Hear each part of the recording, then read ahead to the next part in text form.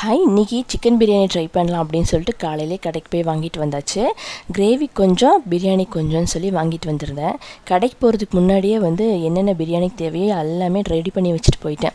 அப்போ செய்கிறது கொஞ்சம் ஈஸியாக இருக்கும் அப்படின்னு சொல்லிட்டு, என்னடா கடாயில் போய் பிரியாணி செய்கிறேன் அப்படின்னு சொல்லி பார்க்காதீங்க. என்கிட்ட பிரியாணி பாத்திரம் இல்லை, குக்கருமே கொஞ்சம் சின்ன சைஸ் குக்கராக இருக்கிறதுனால சரி இதிலேயே செஞ்சிடலாம் அப்படின்னு சொல்லிட்டு செஞ்சுட்டேன்.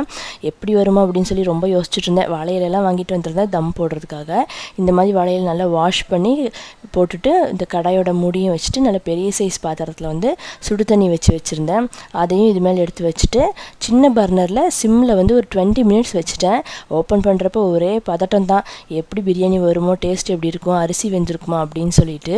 ஆனால் நான் எக்ஸ்பெக்ட் பண்ணதை விட ரொம்ப ரொம்ப டேஸ்ட்டாகவும் வந்திருந்தது. அதே மாதிரி உதிரி உதிரியாக வந்திருந்தது.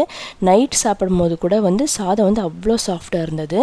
நெக்ஸ்ட் டைம் சிக்கன் பிரியாணி செய்கிறப்ப நான் அளவெல்லாம் சொல்லி கண்டிப்பாக வீடியோ அப்லோட் பண்ணுறேன். நாளைக்கு இன்னொரு விளாகில் பார்க்கலாம். பாய்.